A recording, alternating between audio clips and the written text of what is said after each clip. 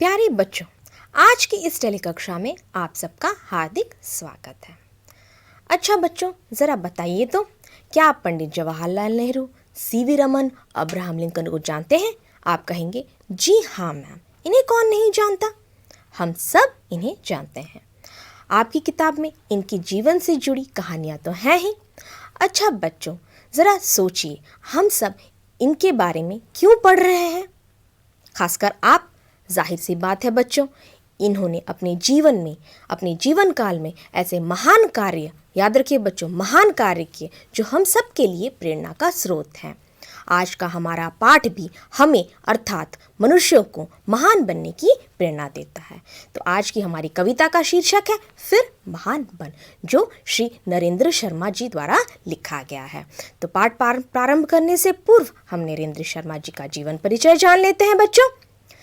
नरेंद्र शर्मा जी का जन्म 28 फरवरी सन 1913 को उत्तर प्रदेश के बुलंदशहर जनपद के जहांगीरपुर नामक गांव में हुआ।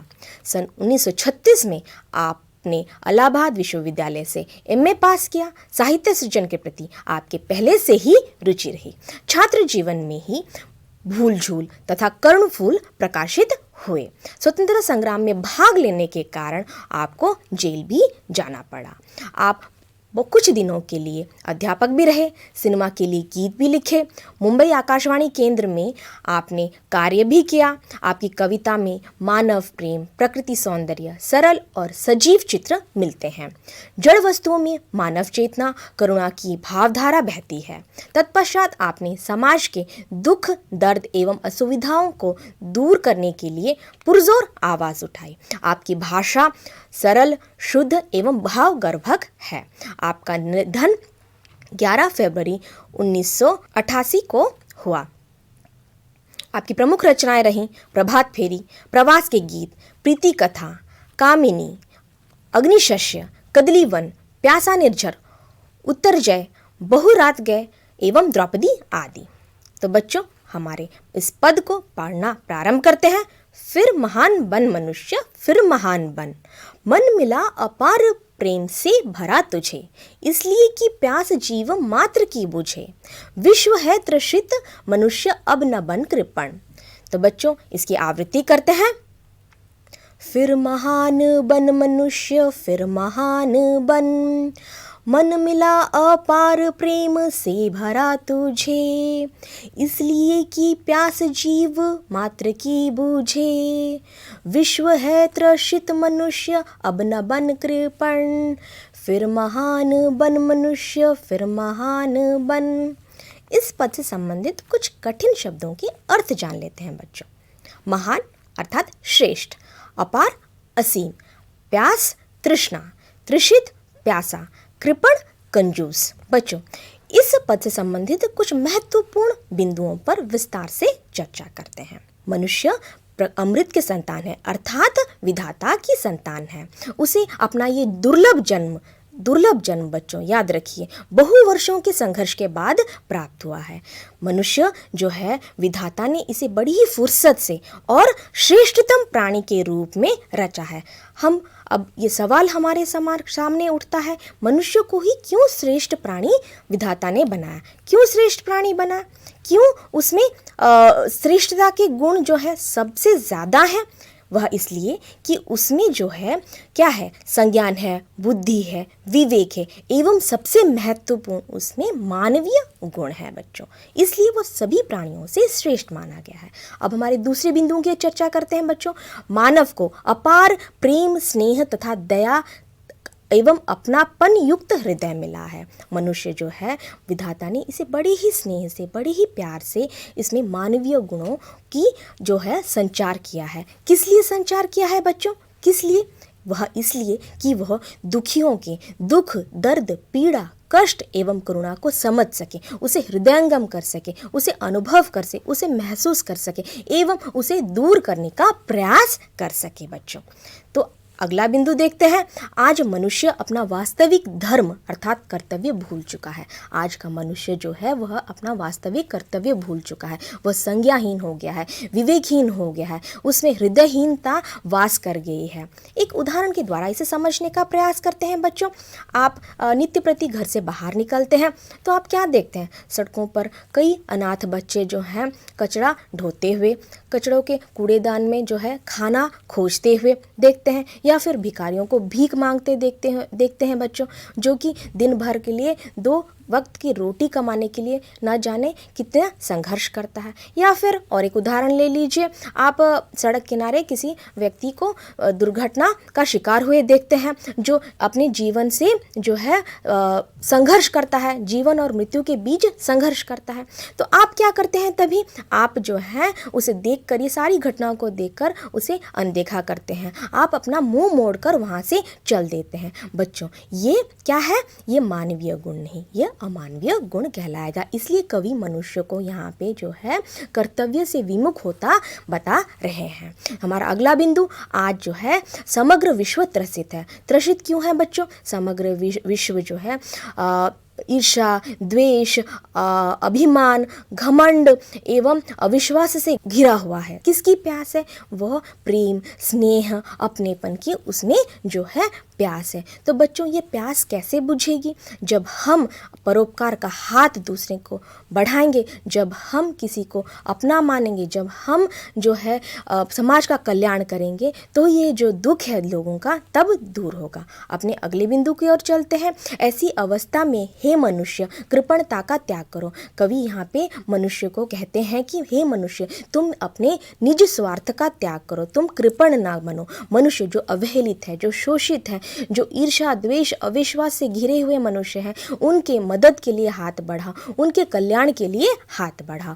आगे बढ़ते हैं बच्चों। कवि मानवीय गुण का प्रसार कर महान बनने का आह्वान देते हैं। कवि जो है यहाँ पे बोल रहे हैं, मनुष्य, तुम सभी में जो है मानवीय गुण अर्थात जो प्रेम है, स्नेह है, अपनापन है, दया, त्याग, परोपकार आदि भावना का संचार करो, आदि भावनाओं को बांटो, सभी को अपना मानो, सभी का कल्याण करो।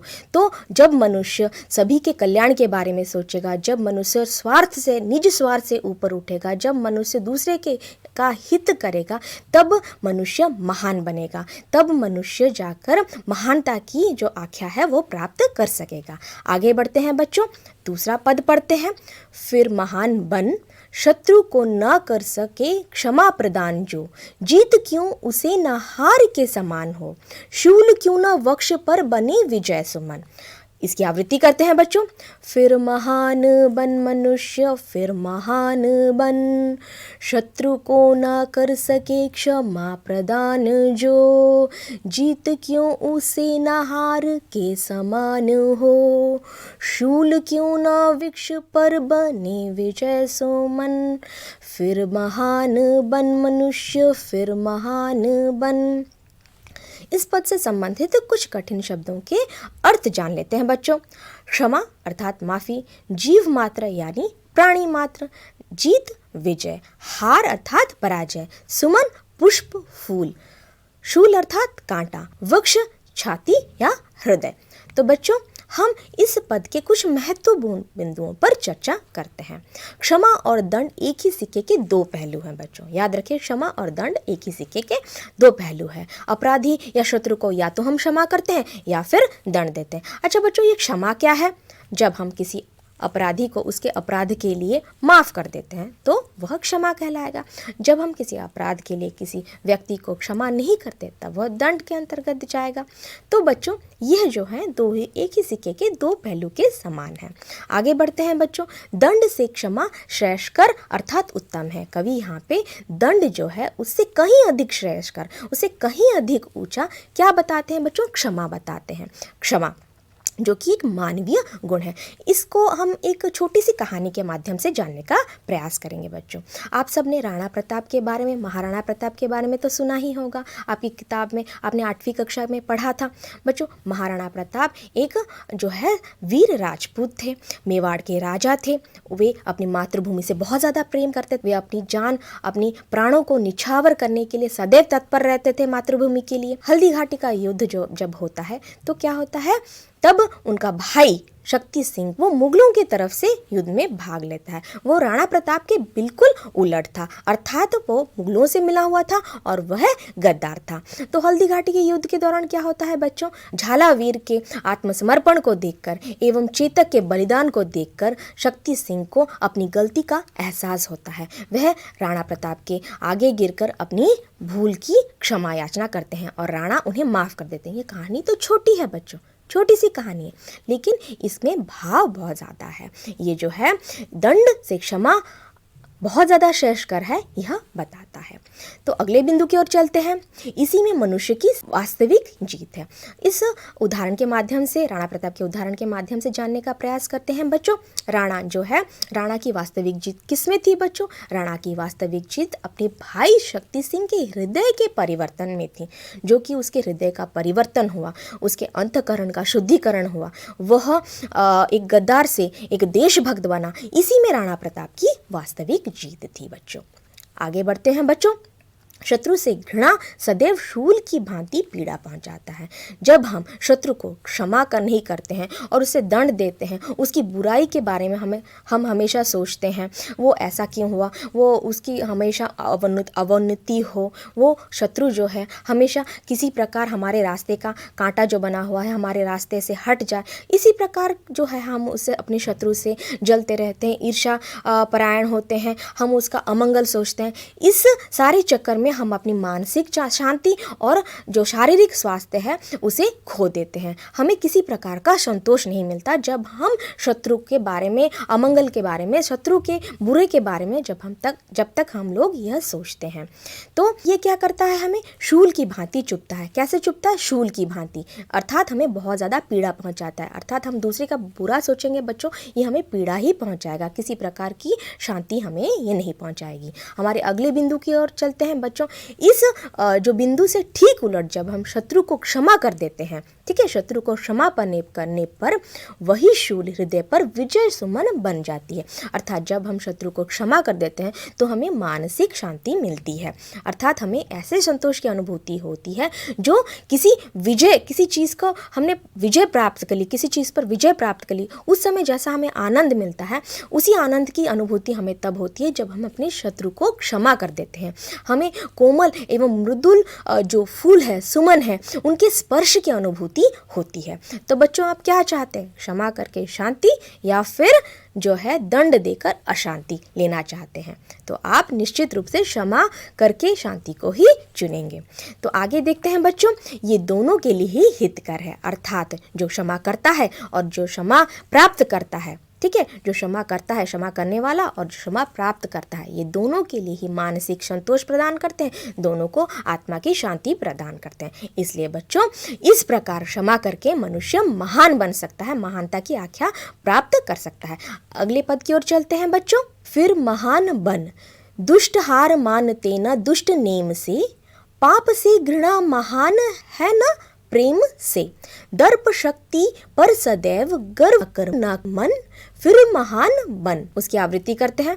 फिर महान बन मनुष्य, फिर महान बन, फिर महान बन मनुष्य, फिर महान बन, दुष्ट हार मानते ना दुष्ट नेम से, पाप से घृणा महान है ना प्रेम से, दर्प शक्ति पर सदैव गर्व कर ना मन, फिर महान बन मनुष्य, फिर महान बन। तो बच्चों इस पद से संबंधित कुछ कठिन शब्दों के अर्थ जान लेते हैं। घृणा अर्थात नफरत, सदैव अर्थात सदा, गर्व अर्थात घमंड अभिमान, नेम नियम कायदा, दर्प शक्ति अर्थात घमंड। तो बच्चों इस पद से संबंधित कुछ महत्वपूर्ण बिंदुओं पर हम विस्तार से चर्चा करते हैं। चलिए बच्चों, किसी भी प्रकार के कठोर प्रतिबंध से दुष्ट अपनी दुष्टता नहीं छोड़ता। अर्थात दुष्ट किसे कहेंगे बच्चों? जो समाज के नीति संगत बातों पर आचरण ना करें। ठीक है बच्चों, और ये दुष्ट जो है उस पर जितने भी प्रतिबंध, जितने भी जो है नियम कानून लगा दिया जाए, वो अपने स्वभाव में कभी भी परिवर्तन नहीं लाता है। वो अपनी प्रकृति से, या कह सकते हैं, बाज नहीं आता है। पाप से घृणा महान है और प्रेम से कोई नहीं। इस बिंदु को थोड़ा ध्यान से समझने का प्रयास कीजिए बच्चों। पाप क्या होता है बच्चों? जब हम समाज के नीतिगत जो है, समाज के तय नियमों से को ना मानकर कुछ अनैतिक कार्य करते हैं तो वो पाप कहलाता है बच्चों। अब जानते हैं घृणा क्या है। जब हम किसी से नफरत करते हैं तो वह घृणा कहलाता है बच्चों। और ये दोनों ही जो व्यवहार है, दोनों ही आचरण है जो सदाचार के अंतर्गत नहीं जाएंगे। ठीक है बच्चों, मानवीय गुण के अंतर्गत नहीं जाएंगे। यहाँ पर पाप करने से अच्छा हम घृणा ही किसी से कर ले को बताया गया है। सर्वथा जो है असत्य सद्गुण के अंतर्गत नहीं जाएंगे। और कवि इन दोनों ही जो आचरण है मनुष्य के, इन दोनों से ऊपर और सभी मानवीय गुणों से ऊपर किसको रखते हैं? प्रेम को रखते हैं। प्रेम जो समग्र सृष्टि का आधार है, समाज का आधार है, सब कुछ प्रेम पर ही तो टिका हुआ है बच्चों। ठीक है, सभी से ऊपर प्रेम को रखते हैं। तो हम अपने अगले बिंदु की ओर चलते हैं। अपने सामर्थ्य एवं शक्ति पर गर्व नहीं करना चाहिए। किसे गर्व नहीं करना चाहिए? मनुष्य को। मनुष्य जो है अमृत की संतान है। विधाता ने उसे श्रेष्ठतम प्राणी के रूप में बनाया है, उसकी रचना की है। तो क्या करना चाहिए? इसलिए मनुष्य को जो है गर्व नहीं करना चाहिए, घमंड नहीं करना चाहिए। मनुष्य जो है सर्वशक्तिमान है, उसके पास बुद्धि है, विवेक है, संज्ञान है, अच्छे बुरे की परख करने की उसमें शक्ति है। और असमर्थ जो है वो किसी चीज़ में असमर्थ नहीं है, उसमें असंभव को संभव करने की भी शक्ति है। इसलिए उसके मन में जो है थोड़ा सा घमंड और अहंकार भर गया है। और कवि इस प्रकार के घमंड और अहंकार को जो है मनुष्य में लाना जो है सर्वथा अनुचित मानते हैं। अगले बिंदु की ओर चलते हैं बच्चों। दूसरों को हीन न समझो और किसी से घृणा ना करो, किसी का अपमान ना करो। अर्थात मनुष्य को किसी को भी हीनता की दृष्टि से नहीं देखना चाहिए, किसी का अपमान नहीं करना चाहिए, किसी को अवहेलित जो है नहीं करना चाहिए, किसी की अवहेलना नहीं करना चाहिए, किसी का जो है तिरस्कार नहीं करना चाहिए। इसी में मानवता का परिचय मनुष्य देता है। हम अपने अगले बिंदु की ओर चलते हैं बच्चों।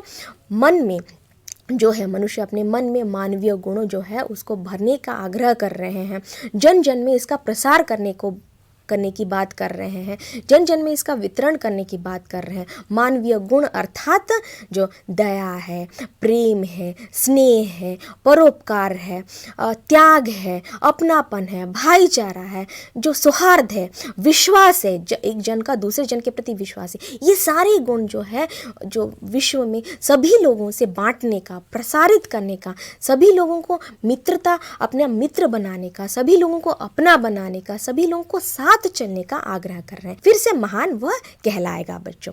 तो बच्चों आप जो है किसी सृष्टि की कल्पना करते हैं? किस प्रकार की सृष्टि की कल्पना करते हैं? ऐसी सृष्टि जहाँ पे लोग ईर्ष्या और स्वार्थ और जलन और हिंसा युक्त हो, या फिर ऐसे सृष्टि, ऐसे समाज की कल्पना करते हैं जहाँ पे दया, प्रेम, स्नेह आदि मानवीय गुण हो? तो जाहिर सी बात है बच्चों, आप ऐसे समाज या ऐसी सृष्टि की कल्पना करेंगे जहाँ पे ये सारे मानवीय गुण हो। ठीक है बच्चों, और एक बात हम आपसे कहना चाहते हैं बच्चों, ये जो प्रेम है, जो जिसे कवि ने सबसे ऊपर रखा है, इसे बांटने से प्रेम, अपनापन, इसे बांटने से स्नेह, इसे बांटने से ये और अधिक बढ़ता है, ये घटता नहीं, ये और अधिक बढ़ता है। तो बच्चों आगे बढ़ते हैं हम अपने अभ्यास की ओर।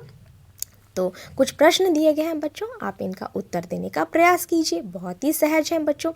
कवि ने मनुष्य को क्या बनने को कहा है? कवि ने मनुष्य को फिर महान बनने को कहा है। मनुष्य को किस प्रकार का मन मिला है? बच्चों बहुत ही सहज, मनुष्य को अपार स्नेह से भरा मन मिला है। तीसरा प्रश्न, विश्व आज क्या है? विश्व आज त्रसित है। चौथा प्रश्न बच्चों, किस पर सदैव गर्व नहीं करना चाहिए? दर्प शक्ति पर सदैव गर्व नहीं करना चाहिए। पांचवा प्रश्न, किससे घृणा महान है? पाप से घृणा महान है बच्चों। तो उत्तरों की पुनरावृत्ति कर लेते हैं बच्चों। कवि ने मनुष्य को फिर महान बनने को कहा है। मनुष्य को अपार स्नेह से भरा हुआ मन मिला है। आज विश्व त्रसित है। दर्प शक्ति पर सदैव गर्व नहीं करना चाहिए। पाप से घृणा महान है। तो अगले अभ्यास की ओर चलते हैं बच्चों। यहाँ पर आपको रिक्त स्थान की पूर्ति करनी है, जो कि बहुत सहज है। चलिए बच्चों, इसका उत्तर देने का प्रयास करते हैं। आप लोग करिए। फिर महान डैश मनुष्य, बहुत ही सहज। फिर महान, जी शाबाश। फिर महान बन मनुष्य, शत्रु को न कर सके डैश प्रदान जो, शत्रु को न कर सके क्षमा प्रदान जो, जीत क्यों उसे न डैश के समान हो, जी जीत क्यों उसे न हार के समान हो, डैश पर सदैव गर्व करना मन, दर्प शक्ति पर सदैव गर्व करना मन, वक्ष पर बने डैश, वक्ष पर बने विजय सुमन। तो बच्चों चलिए इस कविता के भाव को समझने का प्रयास करते हैं। मनुष्य अमृत की संतान है। वह विधाता द्वारा निर्मित श्रेष्ठतम प्राणी है। मानवीय गुण, दया, प्रेम, क्षमा आदि उसे विरासत में मिले हैं। यही गुण उसे महान बनाते हैं। इसके विपरीत आज मनुष्य अपने वास्तविक धर्म भूल चुका है। उसे अपने कर्तव्य के प्रति जागरूक कराने हेतु कवि मनुष्य को बार बार महान बनने का आह्वान देते हैं। वे मनुष्य को संबोधित कर कहते हैं कि हे मनुष्य, तुम्हें अपार स्नेह प्रेम से भरा हुआ हृदय मिला है, अर्थात तुम उस हृदय के अधिकारी हो। विश्व में प्रेम बांटना तुम्हारा कर्तव्य है। यदि तुम्हारे मन में दूसरों के दुख, वेदना, पीड़ा आदि को देख उसे दूर करने का भाव जागृत ना हुआ तो ऐसे हृदय का कोई लाभ नहीं। समग्र विश्व निराश्रित एवं शोषित है। सारे विश्व में प्रेम विश्वास का अभाव है। सब घृणा, स्वार्थ, अलगाव, बैर आदि अमानवीय भावनाओं से ग्रसित है। अतः इसलिए सारा विश्व जो है त्रसित है। ऐसी संकटपूर्ण अवस्था में हे मनुष्य, तुम कृपण मत बनो, कृपणता का त्याग करो। सबसे प्रेम, मित्रता, भाईचारा, विश्वास आदि मानवीय गुण का संचार करो। सबको यह गुण सिखाओ। कवि दोबारा मनुष्य से महान बनने की प्रेरणा देते हुए कहते हैं कि हे मनुष्य, शत्रु पर जीत हासिल कर उसे क्षमा देना महानता के समान है। दंड से क्षमा श्रेयस्कर अर्थात उत्तम है। क्षमा देने से शत्रु का हृदय परिवर्तित हो जाता है। यही उसकी वास्तविक जीत है। जो क्षमाशील ना हो उसकी जो जीत है वह हार के समान है। शत्रु से घृणा और ईर्ष्या सदैव शूल की भांति पीड़ा पहुंचाती है। इसके ठीक उलट जब शत्रु से क्षमा तथा प्रेम दिया जाए तब यह शूल जो है हृदय पर विजय सुमन का काम करती है। अतएव ऐसा करना महानता है एवं ये दोनों के लिए हितकर भी है। मनुष्य से अंतः निवेदन करते हुए कवि कहते हैं कि हे मनुष्य, कितने भी कठोर नियम बना लो, कितने भी कठोर व्यवहार करो, परंतु दुष्ट अपनी दुष्टता नहीं छोड़ता। पाप से घृणा महान है, पर प्रेम से महान कोई नहीं। प्रेम सबसे ऊपर है। घृणा दिलों को अलग करती है, जबकि प्रेम दिलों को जोड़ने का काम करता है। मनुष्य जो है, तुम सर्वशक्तिमान हो, सर्वशक्तिशाली हो, ठीक है। इसी कारण अभिमान ने उसके मन में, उसके दिल में घर कर लिया है। वह दूसरों को हीन समझने लगा है, दूसरों का अपमान करने लगा है। मनुष्य से कवि जो है इस प्रकार की भावना का परित्याग करने को कहते हैं। अपने मन में मानवीय गुण भरने को एवं जन जन में इनका वितरण करने को कहते हैं। तब कहीं जाकर वह महान कहलाएगा एवं वास्तविक महानता का अधिकारी हो सकेगा। बच्चों, अंततः हम कविता से क्या सीखते हैं, इसकी पुनरावृत्ति कर लेते हैं। मनुष्य को मानवता के धर्म का निर्वाह सदैव करना चाहिए। मनुष्य को प्रेम, स्नेह, अपनापन, क्षमा, उदारता, परोपकार, विश्वास तथा सौहार्द बांटना चाहिए। मनुष्य को घृणा, बैर, ईर्ष्या, द्वेष आदि जो अमानवीय गुण हैं उनसे उसको दूर रहना चाहिए। तो बच्चों, आज हमने जो कुछ सीखा वह आपके लिए निश्चित रूप से लाभप्रद होगा। आप अपने जीवन में उसका ज़रूर पालन करेंगे। इसी आशा के साथ आज की कक्षा यहीं समाप्त होती है। धन्यवाद।